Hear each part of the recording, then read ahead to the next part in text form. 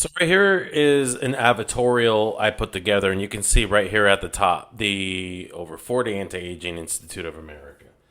And it's like, okay, well, that could be a real thing, maybe, but it sounds pretty clunky, and it looked kind of clunky. It was originally just saying health report at the top, sponsored, and I wanted it to be more of a standout. And so right here you can see that this is pictures of me. My story is the framing of the advertorial and the selling of the M&N, and then what M&N does, creating more energy and needing the other ingredients. Now, got the old way, new way type thing in there. Running out of stock, that type of stuff here at the bottom. So all really simple. The positioning is also very simple. And right here at the top, you have your UX, right? So there's lots of room to improve this, to make this more specific. But I wanted to add just a little bit of specificity for men. So I just took a few prompts and calling it Men's Age Hacking Institute. The headline's still the same. Think aging gets faster as men get older? It does. So in terms of UX, this is also hyper testability. In other words, I can test a lot of different copy there.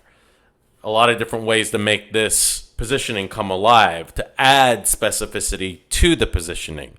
And that's really the key point here, that we're adding specificity to the top of real estate to see what gets the most stop, what gets the most reading, obviously the most sales. Then I added a chart here. This chart is not on this one, right? It's over here. And really simple. Maybe I'll make an image out of it instead. And it's connected to the fibroblasts. The muscle stuff is down here because it's talking about me and how my aging changed because of this, right? So there's my contrast. There's my before and after. Here's my positioning. And then here's my specificity. My specificity points in my positioning point, right? So when you're thinking about putting advertorials together, landing pages together, ads together, what is the specificity in your positioning? How can you make certain people raise their hands more? Now, obviously, because I'm a man telling my story, can get men to raise their hands more than women. So lean into that, right? I can change this and have it be somebody else, and therefore I can reframe the copy. It could be a woman, it can be a man and a woman, so that I'm getting self-identification at the top from both sexes. And it's really important to think in demos and avatars to a degree, yes, because it's part of how the algorithm is going to put the right eyes in front of your offer, your ads. But that's not the only way to do it, right? So this is just an example of when you add specificity, you can change that specificity.